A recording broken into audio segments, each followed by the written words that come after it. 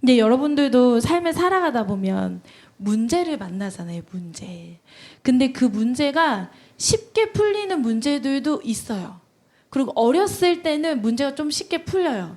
근데 나이를 먹고 한 살 한 살 먹고 삶을 살아가다 보면 문제가 풀리지 않는 그 문제가 많아짐을 경험을 해요. 이렇게 하면 될 것 같은데 막상 해보면 풀리지 않고, 이렇게 하면 될 것 같은데 되지 않고, 그 속에서 우리는 무엇을 보게 되냐면 우리의 유한함을 보게 되는 것 같아요. 그리고 나의 한계를 보게 되는 것 같아요. 그리고 그 한계를 볼 때 우리는 하나님을 찾게 되는 것 같아요. 그래서 대부분 그리스도인들이 첫 시작이 안 될 때 주님을 찾게 되어집니다. 잘 되고 있으면 우리가 신적인 하나님을 찾을 이유가 없지요. 그런데 우리가 안 될 때 그분을 찾게 되어지고, 찾다 보니까 그분을 만나게 되어지고, 만나다 보니까 그분을 사랑하게 되고, 사랑하다 보니까 그분을 소망하게 되는 게 우리의 삶인 것 같아요. 처음부터 덜썩 난 예수님이 좋아 하고 나오시는 분들은 저 잘 못 봤어요. 그리고 저도 그러진 않았던 것 같아요. 뭔가 내 인생에 답답함이 있고, 내 인생에 뭔가 풀리지 않는 숙제가 있고, 해도 되지 않으니까 뭔가 누군가가 이분한테 가봐봐, 한번 믿어봐, 이랬을 때 그 부름이 조금 들려서 뭔가 해보고, 그래서 해봤더니 뭔가 조금 되는 것 같고, 그러다가 또 안 돼. 그러면서 또 다시 또 붙잡고, 이러면서 살아가는 게 우리의 삶이지 않을까 싶어요. 근데 제가 20살 때 전도사 사역을 했을 때가 있었어요. 제가 결혼하기 전에. 그때 신대원 다니면서 이제 전도사 사역을 하고 있었을 때인데, 그때는 말씀 전하기가 쉬웠어요. 왜 쉬웠냐면요, 제가 세상을 몰랐거든요. 철모를 때는요, 말씀이 되기 쉬워요. 이렇게 믿으면 되지, 이렇게 하면 되지, 왜 안 하는 거야? 이렇게 되어져요. 근데 내가 정작 아이를 낳고 결혼을 해보고 삶을 살아보고 관계들을 맺어보고 하다 보니까 정말 만만치가 않은 게 삶이구나를 인정하다 보니 말씀 전하기가 정말 많이 어렵더라고요. 저도 왜 오늘 말씀이 왜 이렇게 어렵나 했더니 많은 생각을 갖고 있으니까 말씀이 풀리지 않은 거지. 이렇게 하면 이렇게 들리지 않을까? 이렇게 하면 저렇게 들리지 않을까? 그런 수많은 생각들이 저의 원고를 써 내려가는데 제약들이 되었더라고요. 그러니까 내가 하나님 앞에서 하기보다 사람들이 더 많이 보이는 거지. 그런 나를 발견하면서 너무 힘든 고된 어제 밤을 이제 보냈던 것 같아요. 그런데 제가 대학원을 이렇게 다니면서 대학원에서 저희 집까지가 2시간씩 걸렸었거든요. 근데 그때 제가 전도사 사역할 때가, 그때 그 교회가 성령의 불을 받을 때여가지고 날마다 철야 기도를 할 때였어요. 그래서 제가 대학원에 와서 공부를 하고 2시간 걸려서 철야를 갔다가 거기서 밤새도록 기도를 하고 또 새벽 6시에 차 타고 와서 또 대학원 수업을 받고, 그렇게 청년을 보냈었어요. 근데 그때 저의 상태는 어땠냐면 온몸이 아플 때였어요. 왜 아팠냐면 이유 없는 통증에 시달릴 때였어요. 그러니까 병원에 가면 별 이유가 없대요. 그냥 저혈압이라서 그냥 아픈 거래요. 그냥 침 잘 맞고 뭐 이렇게 하면 된대. 근데 이제 잘 낫지는 않아. 그런데 나는 이제 전도사 사역을 하고 있으니까 하나님이 날 고쳐주시지 않을까? 하나님이 날 바꿔주시지 않을까? 하나님이 나에게 소망이 되어주시지 않을까? 그래서 제가 철야기를 계속 간 거예요. 전도사이지만 계속 그 철야를 갔다가 와서 공부했다가, 그리고 공부 안 할 때는 거의 누워 있었다가, 그렇게 제가 대학원 2년을 보냈던 것 같아요. 그렇게 왔다 갔다 이렇게 하면서. 근데 그때 저의 유일한 소망은 하나님 저 좀 회복시켜 주세요. 하나님 저 좀 낫게 해주세요. 저는 왜 이렇게 이유 없는 통증에 시달리는지 모르겠어요. 근데 그게 제가 상담대학원에 가보니까 그게 심리적으로 아픈 거였었더라고요. 그때는 몰랐었어요. 그때는 모르고 그냥 아프기만 했었었는데, 그때는 뭐 상담소 이런 게 없었으니까 그냥 하나님 앞에만 나 좀 회복시켜달라, 나 좀 낫게 해달라, 이렇게만 기도했었는데, 근데 지금 와서 내가 학문적으로 풀어보니까 이게 내 안에 심리적인 어려움이 나에게 질병으로 만들어냈구나, 통증으로 만들어냈구나 하면서 나를 이제 이해하는 시간들을 생각들을 가졌었어요. 그렇다고 해서 제가 그렇게 철야를 오고 가며 했었던 그 기도가 과연 헛됐었냐? 그러지는 않았었어요. 제가 그 철야 기도를 하면서 하나님 앞에 기도했던 기도 제목이 있었어요. 저는 그 기도 제목이 아직도 기억이 나요. 여러분들도 그런 기도 제목이 있으시잖아요. 제가 어느 날 철야에 가가지고 눈물 흘리면서 기도를 하고 있을 때였어요. 근데 그때 하나님이 저한테 어떠한 기도를 시키셨냐면요. 결코 기도는 내 힘으로 할 수 있지가 않아요. 주시는 마음이 있어야 저희는 기도를 할 수 있거든요. 그때 저한테 주셨던 기도 제목은 뭐였냐면, 하나님, 제가 별난 사람, 네모난 사람, 세모난 사람, 이런 사람들을 품어내는 사람이 되게 해주세요라고 못 모르고 기도를 했었어요. 그게 무슨 기도인지 헤아리지 못하고 그냥 주시는 마음 가지고 그냥 순수하게 그냥 기도를 했었어요. 그러면서 하나님을 깊이 이렇게 만나갔죠. 그리고 대학원에 와서는 이제 저는 힘들 때마다 무조건 예배당에 가서 이렇게 기도를 했었거든요.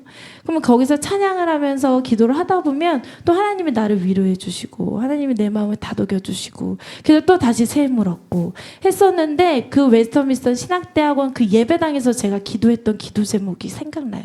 그게 뭐였냐면, 하나님, 제가 이 땅에 미랄이 되게 해주세요라고 멋모르고 기도를 했었어요. 그게 무슨 기도인지 몰랐었어요. 근데 너무 북받쳐 올라서, 하나님, 이 땅에 미랄이 되게 해주세요. 하나님, 저는 그런 사람이 되게 해주세요. 그렇게 기도를 했었거든요. 근데 그러고 나서 저는 그 기도를 잃어버렸어요. 생각이 안 났어요. 그리고 나서 제가 구갈동에서 도서관을 정리하고 여기에 와서 예배당이랑 교회를 이제 이전해서 왔는데, 어느 날 그 기도를 깨닫게 해주시더라고요. 그 기도가 나를 여기에 오게 했구나. 그리고 나서 여기를 막 돌아보는데, 여기가 제가 대학원 때 밥 먹으면서 왔다 갔다 했던 중심상가가 여기거든요. 그 계약할 때는 여기가 거기라는 걸 생각도 못 했어요. 근데 계약하고 다 짐 정리하고 내가 어느 날 예배당에서 기도를 하고 있는데, 제가 그때 대학원 때 미친 듯이 불렀던 찬양이 있었어요. 그게 뭐냐면, 다 표현 못해도 다 표현하리라, 다 할 수 없어도 다 알아가리라, 그 사랑 날만, 뭐 이런 찬양을 내가 날마다 불렀었거든요.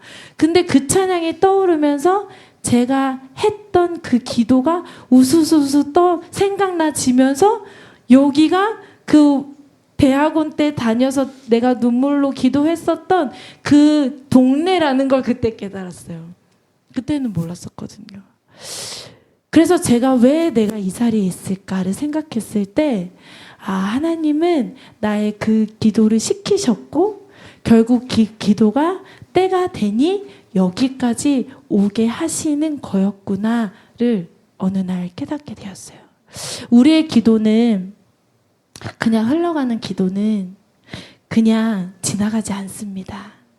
하나님은 그 기도 하나하나 헤아리고 계시고 듣고 계시고 알고 계세요. 그래서 어느 날 제가 여기서 막 기도하고 있을 때 하나님이 저한테 이 얘기를 해주시더라고요. 미양아, 너가 고등부 교사하면서 예배당을 막 혼자 정리하면서 했었던 너 그 기도 기억나? 나한테 이렇게 물으시는 거예요. 네, 주님 기억나요. 나 그 기도 나 다 받았어. 이렇게 어느 날 나에게 이렇게 말씀해 주시는 거예요. 그게 뭐냐면 하나님과의 나와의 관계성인 것 같아요. 관계성. 우리가 기도를 왜 해야 하냐면 그 관계성을 위해서 기도하는 것입니다. 그 관계성. 뭘 갖기 위해서, 되기 위해서 처음에는 그렇게 시작해요. 하나님, 나 세계적인 축구 선수 되게 해주세요. 처음엔 이렇게 기도해요. 근데 그 기도 자리에 나가면 하나님이 그 기도를 바꿔 가심을 경험하게 되세요. 저는 오랜 시간 배우자 기도를 했었거든요. 근데 그 배우자 기도를 하면서 제가 느꼈던 건 하나님이 제 기도를 바꿔 가심을 느꼈어요. 처음에는 제 욕심껏대로 기도했었어요. 하나님, 저는 박신양을 되게 좋아했었거든요. 아세요? 박신양을 아시나요? 아시나요? 네. 모르시나요? 네, 모르면은 젊은 세대시고요. 제가 벌써 40을 향해 가고 있더라고요.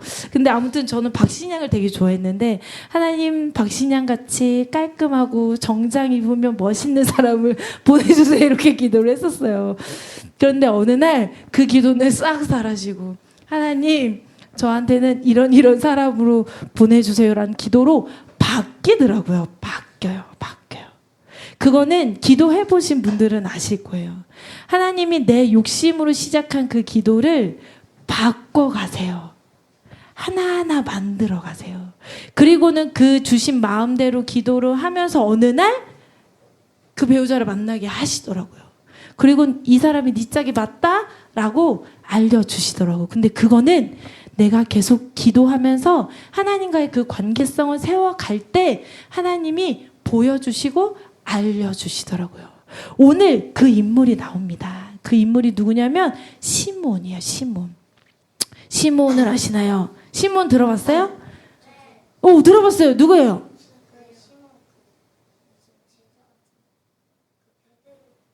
아닙니다. 제자가 아니었어요. 네, 예수님이 오시 그때쯤 성전을 지키고 있었던 한 사람이 있었어요.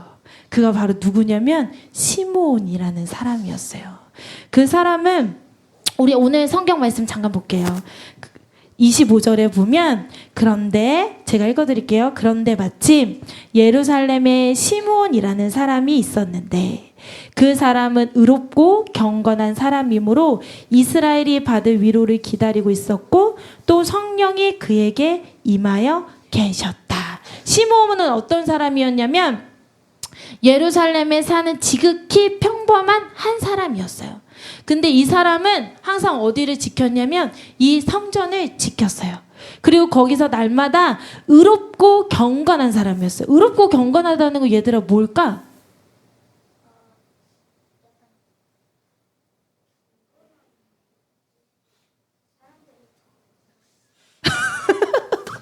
의롭고 경건하다는 건 모세 율법대로 잘 행하며 살았다는 거예요. 경건하게 살았어요. 그러니까 지금 현대적으로 얘기하면 이렇게 주일 예배 나오고 하나님 앞에 기도 생활 열심히 하고 예배 잘 드리고 이웃을 돕고 살아가고 사랑하고 그렇게 살아갔던 사람이었어요. 그런데 그랬던 사람이 율법을 따라 행하고 잘 살아가고 있었던 그때에 25절 그런데 마침 저는 이게 딱 눈에 들어오더라고요. 그런데 마침 그 사람이 날마다 성전을 나아갔고 날마다 율법대로 생활하고 살아갔고 날마다 하나님 앞에 나아갔거든요.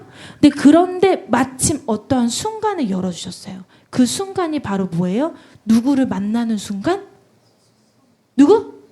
예수님을 만나는 순간이었어요. 이분이 시몬이라는 사람이 날마다 성전 가서 무엇을 위해서 기도했겠어요?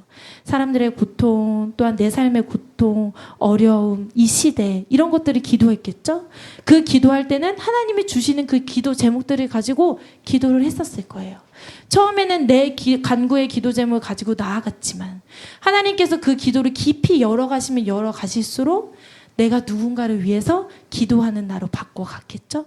그러다 보니 그의 삶이 경건했고 의로운 사람으로 평판이 나 있었어요.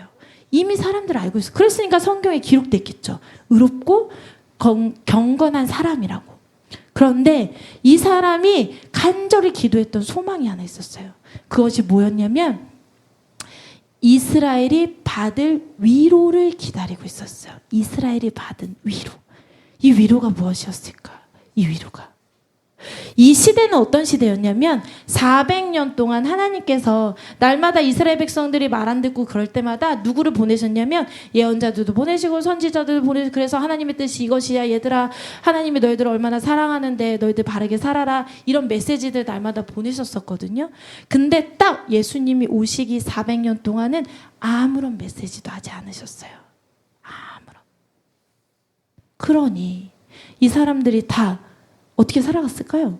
다 내 마음대로 막 살아가고 있을 그때였겠죠? 어두웠어 그때. 예수님이 오셨을 때도 세리들이 이스라엘 백성들의 세금을 어떻게 할 때? 착취해 갈 때. 또 로마 통치하에 있었기 때문에 또한 그 식민지 생활을 할 때 고통 가운데 있었던 그 시대였었어요. 그랬으니 사람들의 삶이 행복했을까요? 폭폭했을까요? 1번 행복했다. 2번 폭폭했다. 폭폭했어요. 헉헉거리고 있었어요. 헉헉. 정말 힘들었어요. 힘들었어. 답도 안 보이고 이 통치는 언제 끝나는지 모르겠고 너무 힘들고 세리들은 날마다 돈을 뺏어가고 그러니 얼마나 힘들었겠어요. 그런데 하나님의 뜻은 없고 그러고 있을 때 자, 우리 창세기 1장 말씀 제가 읽어드릴게요. 1장 1절 태초에 하나님이 천지를 창조하셨다. 땅이 혼돈하고 공허하며 어둠이 깊음 위에 있고 하나님의 영은 물 위에 움직이고 계셨다. 여러분들 아무리 고통 가운데 있고 아무리 답이 없는 순간에 있고 아무리 힘든 순간에 있어도 누구는 운행하고 계시는 줄 아세요? 누구? 바로 성령님이 운행하고 계세요. 누구? 성령님. 얘들아 너희들이 답이 없는 그 시험지 수학 문제를 풀어가고 있을 그때 누가 운행하고 계시다고? 성령님이 운행하고 계셔 얘들아. 아 주여 짜지 말고 그분께 물어봐. 그러면 해답지가 보여. 이해가 되는 순간이 와. 내가 답이 없는 그 순간에도 저는 신앙이 너무 어렸을 때는 그 답이 없는 순간에는 하나님이 안 계신 줄 알았었어요. 그래서 너무 초조하고 내가 어찌 할 바를 모르겠고 어떻게 해야 될지 모르겠고 그러니까 제가 어떻게 하는 줄 아세요? 막 사람들을 찾아다니더라고요. 이럴 때 어떻게 해야 돼요? 저럴 땐 어떻게 해야 돼요? 이럴 때는요? 그런데요. 그 순간에도 누구는 운행하고 계시다고요? 성령님은 운행하고 계시는 게 지금은 믿어져요. 제가 이렇게 설교 원고가 안 풀려도 성령님은 운행하고 계십니다를 선포하게 되더라고요. 내가 인생에 막 안 되고 안 돼도 괜찮아요. 괜찮아요.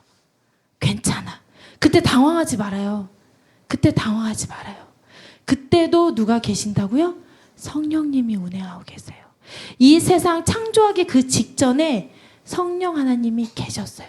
하나님의 영이 혼돈 가운데 있고 어둠 가운데 있고 아무것도 없던 그때에도 성령 하나님은 운행하고 계셨어요. 답이 없는 그 직장 가운데도 답이 없는 자녀들의 삶 가운데도 성령 하나님은 운행하고 계세요. 단 내가 기도하고 있으면 그 운행하심이 보여요. 보여요. 그게 기도의 힘이고 기도의 능력인 것 같아요. 근데 내가 기도하지 못하고 있으면 그게 아기 예수인지 그것이 그냥 애기인지 분별할 수 없어요. 근데 내가 주님 앞에 날마다 의롭게 엎드리고 구하고 나아갈 때는 내 눈앞에 있는 그 아기 예수가 이스라엘의 위로로 보내주신 구원자라는 게 보여요. 보여요. 이 당시 때 사람들은 메시아를 원했어요. 그 메시아는 어떤 메시아를 원했냐면 이 로마 통치에서 살려줄 메시아. 여러분들 로마 통치에서 살려줄 메시아는 힘이 센 메시아일까요? 아니면 아기 예수일까요? 자 1번 힘이 센 사람이었다. 아니면 연약한 아기 예수였다. 2번 1번 2번 1번인가요? 사람들이 원하는 거 1번이죠. 당연하죠. 로마 통치에서 우리는 나가야 되면 누가 나타나야 돼요? 우리 동훈 형제님처럼 힘이 있고 진목산촌처럼 불도 확 끄는 그런 용맹한 사람들이 있어야죠.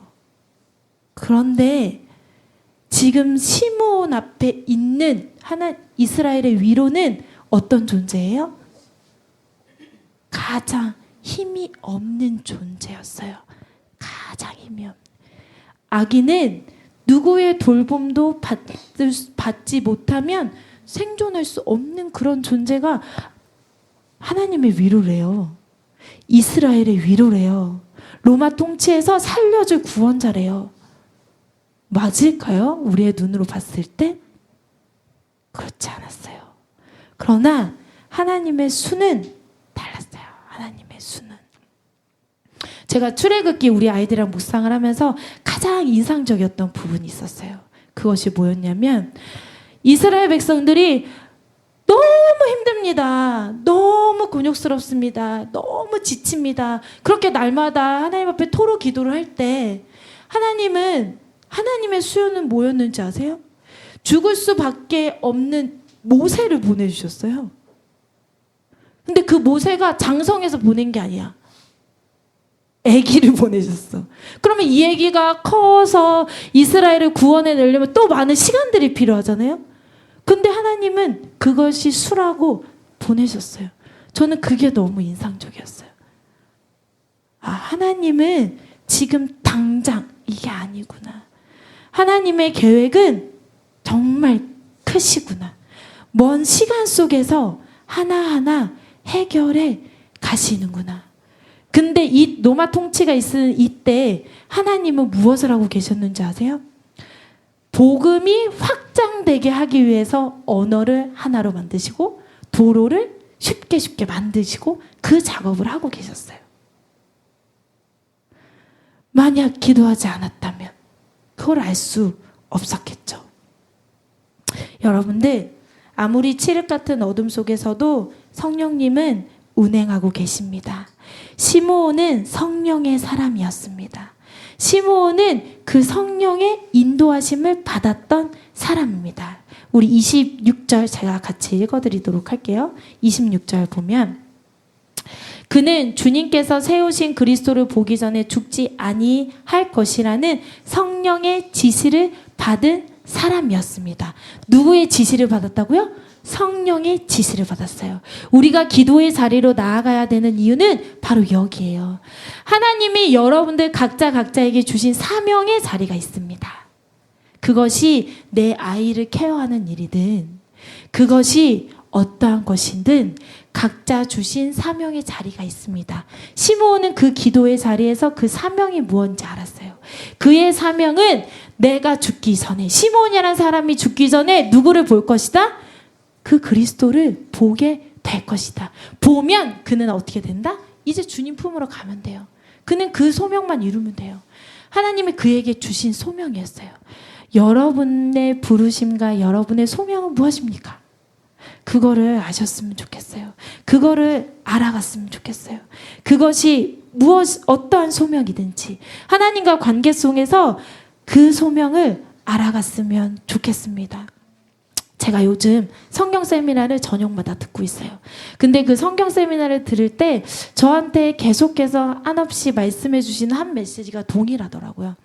그것은 뭐였냐면 신약 메시지를 듣고 있는데 신약의 예수님의 행보가 계속 제 마음에는 와닿았어요. 그 예수님의 이 땅에서 3년 동안 하시는 그 행보 속이 다 어디를 향해 있었냐면 예루살렘을 향해서 있더라고요. 근데 그 예루살렘을 향해서 가는 그 걸음이 결국 그 십자가의 죽음을 위한 행보였더라고요. 인간들은 예수님이 뭔가 크게 할 것이라고 생각해서 제자들은 따라갔죠. 그러나 그 예수님은 죽기 위해서 그 예루살렘을 저벅저벅 걸어가셨다는 게 제한테는 되게 많이 와닿았어요. 그게 왜 와닿았냐면 예수님께서 십자가를 지셨을 때 요즘 제가 많이 묵상하게 되는 게 뭐냐면 예수님이 십자가 앞에서 어떤 말씀을 하셨는지가 자꾸 저는 묵상이 되어지더라고요. 복음을 전하고 교회를 세워가고 뭔가 어떠한 역할들을 해갈 때 오해도 받게 되고 핍박도 받게 되고 어려움도 당하게 되거든요. 근데 그걸 어떤 말로 푼다고 해서 풀려지지 않는 순간도 만나게 되거든요. 근데 그때는 저는 항상 그 순간이 찾아오면 너무 괴로웠어요. 내 자존심이 무너지는 것 같고 내가 너무 힘들어지는 것 같고 내가 수치스러워지는 것 같고 내가 창피해지는 것 같고 근데 자꾸 요즘 들어서 제가 예배당 와서 기도할 때마다 주님이 주시는 마음은 자꾸 그 십자가를 자꾸 보게 하시더라고요. 그 십자가에서 예수님이 하셨던 그 말씀. 그 말씀이 뭐였냐면 제가 그 말씀을 읽어드릴게요. 그 34절 저기 누가복음 끝에 보면은 어떤 말씀이 있냐면 아버지 저 사람들을 용서하여 주십시오. 저 사람들은 자기네가 무슨 일을 하고 있는지 알지 못합니다. 예수님은 그 십자가 앞에서 너무 고통스러워요. 너무 힘들어요. 내가 창피스러워요. 내가 수치스러워요. 라고 이야기하고 있는 게 아니라 하나님, 저들을 불쌍히 여겨주세요. 저들이 하고 있는 행동이 무엇인지 모릅니다. 긍휼히 여겨주세요. 그런 하나님 앞에 이들을 위한 기도를 하고 계시는 그 예수님이 자꾸 묵상이 되어졌어요. 그 예수님의 모습이. 여러분들, 삶을 살아가다 보면 내가 너무 창피스러울 때가 있어요. 난 왜 이렇게 이거밖에 못하지? 나는 왜 이렇게 부족하지? 난 왜 이렇게 못났지? 그럴 때가 있어요. 아니면 때론 너무 잘하면 나 좀 잘하는데 막 이럴 때도 있어요. 막 교만해질 때도 있어요. 왜? 내가 잘하는 것처럼 보이거든요. 근데 이건 정말 종이 한 장 차이라는 마음을 주시더라고요. 잘하고 뻐기고 있는 것도, 못한다고 쭈그러 있는 것도 하나님 앞에서는 다 교만이구나 라는 이야기를 제가 묵상이 되어지면서 어떤 마음을 주셨냐면, 우리는 잘하든 못하든, 우리가 찌질하든 찌질하지 않든, 내가 뭔가 많이 갖고 있든 갖고 있지 않든, 우리는 그 십자가 앞에서 우리를 위해서 기꺼이 자기 자신을 내어주신 그 사랑을 받은 존재라는 건 변함이 없습니다. 우리는 그러한 존재예요. 아직 그 사랑이 얼마큼 깨달았는지를 각자의 수준에 있겠죠. 그 사랑이 이만큼 깨달아졌을 수도 있고, 이만큼 깨달아졌을 수도 있고, 이만큼 깨달아졌을 수도 있고. 그러나 우리 모두는 그 사랑을 받은 존재들이에요. 그러니 자책하지 마세요. 좀 부족해도 그렇다고 너무 나 잘한다고 뻐기지도 마세요. 우리는 그런 사랑을 받은 똑같은 존재들이에요. 우리는 그 사랑을 받은 존재들이에요. 그 사랑이 있기 때문에 우리는 오늘 하루도 살아갈 수 있다는 마음을 주시더라고요. 로마서 5장 8절 제가 읽어드릴게요. 우리가 아직 죄인 되었을 때 그리스도께서 우리를 위하여 죽으심으로 하나님께서 우리에 대한 자기의 사랑을 확증하셨느니라. 우리가 무엇 되었을 때? 죄인 되었을 때. 우리가 뭔가 막 잘하고 있을 때가 아니라 우리가 죄인 되었을 때 우리는 이미 사랑하시기로 결정하셨고 사랑하셨습니다. 그것을 어디에 이루셨냐면 십자가의 그 사랑 앞에서 그 사랑을 이루셨어요. 그래서 우리는 그분 앞에 나아갈 수 있는 것입니다. 예수님께서 그 사랑을 표현했던 그 순간은 우리가 그분을 모욕하고 그분을 핍박하고 우리가 그분을 몰아세웠던 그 순간, 그분은 우리를 위한 기도를 하셨던 분입니다. 우리가 이 자리에 나올 수 있는 건 그 사랑을 우리가 받았기 때문이고, 그래서 그 사랑을 알아가기 위해서 이 자리에 나왔고, 그래서 우리가 그분 앞에 가기까지 그 사랑을 목말라면서 살아가는 게 우리의 삶이에요. 그래서 우리 대림절은 기다림이고 소망인 것 같아요. 우리를 죽기까지 사랑하셨던 그분이 이 땅에 다시 오실 걸 우리는 기대하고 소망하는 거예요. 그래서 시므온은 그 자리를 지켰습니다. 그 자리를.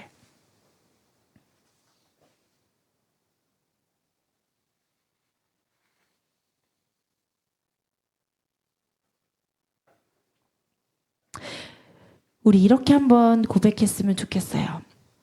우리 따라서 한번 기도해 볼까요? 따라서 뭐라고 기도를 하시냐면, 잠시 두 눈을 감고, 하나님, 우리 따라서 기도할게요. 하나님, 제가 그 십자가의 사랑이 무엇인지 깨달을 수 있도록 지혜를 주세요. 은혜를 주세요. 그리고 그 사랑을 내가 삶 속에서 적용해낼 수 있도록 지혜를 주세요. 그리고 내 삶 속에서 말씀이 생각나지게 하시고 입을 벌려 주님의 도우심을 구할 때 그분이 내 삶 가운데서 어떻게 일하시고 행하시는지 볼 수 있는 영의 눈을 열어 주세요. 예수님의 이름으로 기도드렸습니다. 아멘. 그렇게 살아가셨으면 좋겠어요. 내 삶 속에서 자꾸 그 주님을 초청하시면서 그리고 그분 앞에 날마다 도움을 청하시면서 이 대림절을 기억하셨으면 좋겠어요. 소망했으면 좋겠어요. 답이 없는 그 순간에 그분을 소망했으면 좋겠어요. 소망할 수 있는 사람은 그분을 아는 사람이에요. 한비야가 이런 이야기를 했대요. 마지막으로 이 한비야 이야기를 들려드릴게요. 한비야가 책을 낸 게 있더라고요. 그건 사랑이네. 읽어보신 분 있으세요? 그건 사랑이네라는 책이 있는데 1000개의 벼랑 끝 100m 전 하나님이 날 밀어내신다. 나를 긴장시키려고 그러시나 10m 전 계속 밀어내신다. 이제 곧 그만하시겠지. 이렇게 한비야가 생각했대요. 1m 전 더 나아갈 데가 없는데 설마 더 미시진 않겠지. 이렇게 한비야가 생각했대요. 벼랑 끝. 아니야. 하나님이 날 벼랑 아래로 떨어뜨릴 리가 없어. 내가 어떤 노력을 해왔는데 너무나 잘 아실 거야. 나한테 이런 순간을 만들지 않을 거야. 그러나 하나님은 벼랑 끝자락에 간신히 서 있는 나를 푹 하고 미셨어요. 어떻게 됐을까요? 어떻게 되었을까요? 그때 한비야가 알았어요. 무엇을 알았냐면 떨어지는 그 순간 나에게 날개가 있구나 를 깨닫게 되었대요. 여러분, 그게 신앙인 것 같아요. 문제 앞에 서면 벼랑 끝으로 몰리는 것 같아요. 그런데 그 주님이 우리를 모실 때가 있어요. 계속 모실 때가 있어요. 근데 피하지 마시고 계속 그 몰아붙임에 가보세요. 그 끝에 떨어지거든요. 떨어지는데 거기에 뭐가 있다고요? 날개가 있어요. 그게 하나님을 소망하는 자들의 삶이에요. 인간의 눈으로 보기엔 벼랑밖에 보이잖아요. 근데 믿음의 눈으로 보고 소망의 눈으로 보면 날개가 있었구나를 깨닫게 되어집니다. 그래서 믿는 자들은, 그리스도인들은 문제 앞에서 무너져 있지 않습니다. 그 날개를 주시는 그 하나님을 만나게 되어지거든요. 그래서 그 고난 속에서 웃을 수 있고 답이 없는 그 순간에서 주님을 볼 수가 있는 거예요. 그때 다니엘이 사자굴에서 웃을 수 있는 거예요. 두려워하지 않을 수 있는 거예요. 제가 그런 간증한 적 있었는데 우리 제부가 저한테 간증을 하나 했어요. 저요, 제가 우리 형님 일 경험을 하면서 우리 제부도 지금 효민교회에서 설교를 하고 있거든요. 집사인데 설교를 하고 있어요. 주일학교를 감당할 사람이 없어가지고 설교를 하고 있는데 제가 그 설교할 때 간증을 했어요. 형님 일 가지고. 근데 제가 말씀을 묵상을 하는데 예전에는 그 다니엘이 잘 이해가 안 갔었어요. 어떻게 사자굴에 있는데 어떻게 안 무서울 수가 있지? 사자굴에 들어갔는데 어떻게 겁내지 않을 수가 있지? 근데 처형, 제가 형님 중환자실에 있을 때 얼굴을 보고 왔는데 내 마음이 너무 평안한 거예요. 그 이유 없는 그 평안함을 제가 경험하면서 제가 알았어요. 다니엘이 왜 사자굴에 들어갔을 때 두려워하지 않았는지. 그래서 제 설교가 달라졌어요. 제가 아이들 앞에 말씀을 나누는 게 제가 달라졌어요. 저요. 이 이야기들을 해주더라고요. 그게 우리의 삶인 것 같아요. 진짜 믿음의 삶은 그 날개를 만납니다. 그 날개. 그 날개를 한번 만나보세요.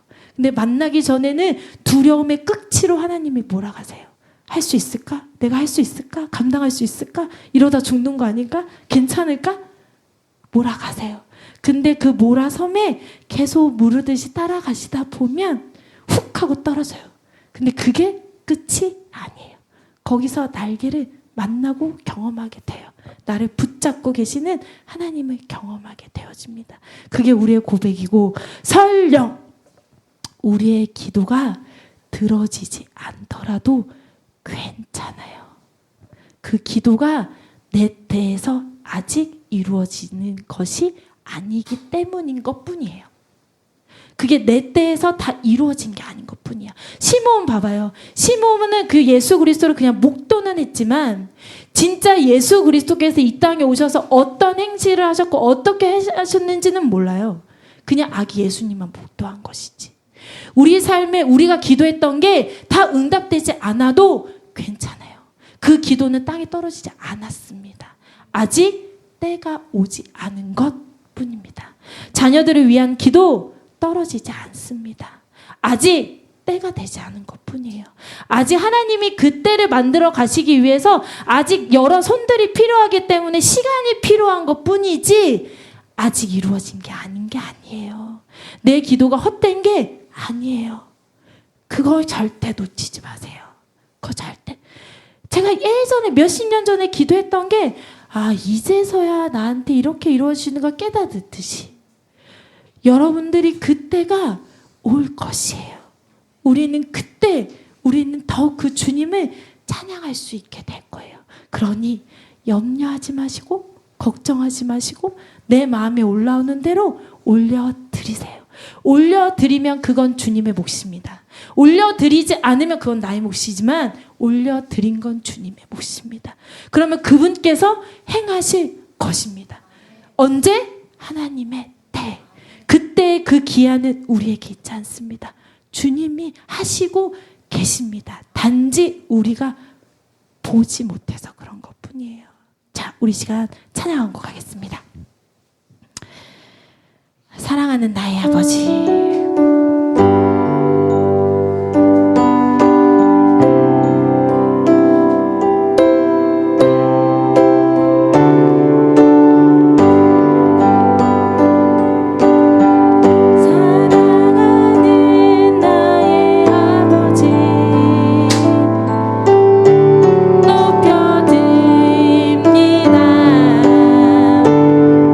주의 나라 찬양 속에 임하시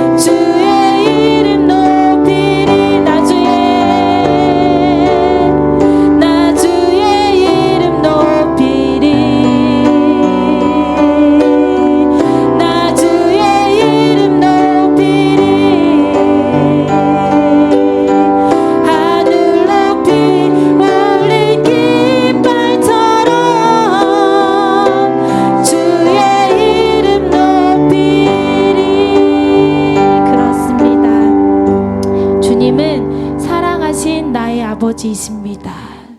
그분을 이름 높여 올려 드리옵니다. 주님은 동일하신 분이십니다. 주님은 우리가 악한 가운데 있든 선한 가운데 있든 상관없이 주님은 운행하고 계시는 분이십니다. 그 성령이 내 안에 계심을 고백합니다. 하나님, 우리 이 시간 한 번 더 기도할 때 성령님, 내 마음을 통치하여 주세요.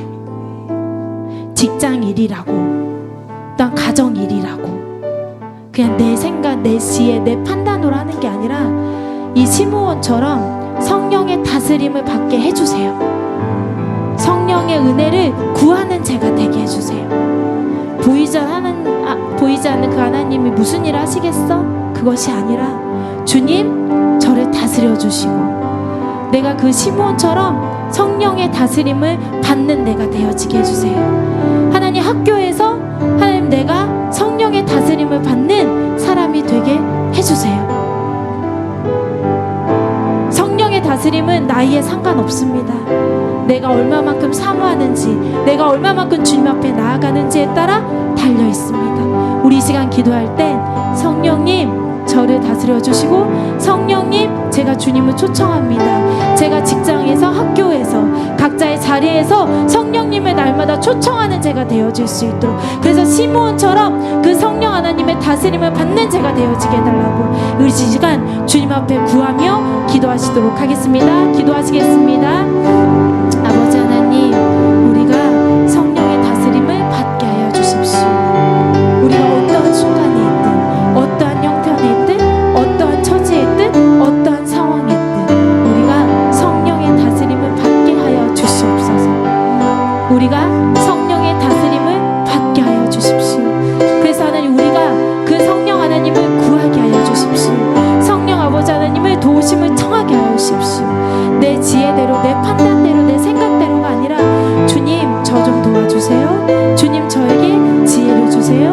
하나님, 제가 이 문제를 풀어갈 수 있는 은혜를 주세요. 그렇게 날마다 구하는 저희가 되어질 수 있도록, 그렇게 성령의 다스림을 초청하고 구하면서 나아가는 저희가 되어질 수 있도록 아버지 하나님, 주님, 저를 주장하여 주시옵소서.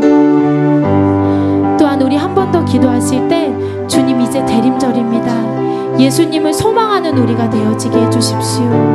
이 땅에 오실 예수님, 우리를 위해서 기꺼이 십자가에 달리셨던 그 사랑의 그 예수님을 우리가 소망할 수 있도록 도와주십시오. 그 주님을 만나기를 기대하는 저희가 되어질 수 있도록 도와주십시오. 우리 마지막으로 기도하시고 제가 마무리 기도하시겠습니다. 아버지 하나님, 주님, 대림절이 시작되었습니다. 하나님, 캐롤이 이 세상에서 울려 퍼지지는 않지만 하나님, 우리가 이 땅에 오신 그 예수님을 기억하고 그 예수님을 소망하고 그 예수님을 붙잡고 그 예수님을 붙잡고 나아가는 우리 모두가 되어질 수 있도록 아버지 하나님, 도와주시옵소서. 우리가 그분을 더욱 소망하며 나아가는 제가 되어질 수 있도록, 저희가 되어질 수 있도록 아버지 하나님께서 은혜를 베풀어 주시옵소서. 아버지 하나님, 주님 감사합니다. 오늘도 우리 예배를 주님 앞에 올려드리옵니다. 이 예배가 주님 보시기에 기꺼이 드려지는 예배가 되어지게 하시고 주님께서 기꺼이 흠양하는 예배가 되어져 나아가는 이 시간이 되어질 수 있도록 도와주시고, 이제 이것이 끝나는 것이 아니라 이제 각자의 자리로 파송되어져 갑니다. 그 파송되어져 갈 때 그곳에서 그 성령 하나님을 더욱 의지하며 나아가는 우리 모두가 되어질 수 있도록 아버지 하나님 도와주시옵소서. 우리 이 시간 주기도문으로 예배를 마치도록 하겠습니다. 하늘에 계신 우리 아버지여, 이름이 거룩히 여김을 받으시오며 나라의 마옵시며 뜻이 하늘에서 이루어진 것 같이 땅에서도 이루어지다. 오늘날 우리에게 일용할 지을 주옵시고 우리가 우리에게 죄진 자를 사하여 줄 것 같이 우리의 죄를 사하여 주옵시고 우리를 시험에 들지 하지 마옵시고 다만 악에서 구하옵소서. 대개 나라와 권세와 영광이 아버지께 영원히 있사옵나이다. 아멘.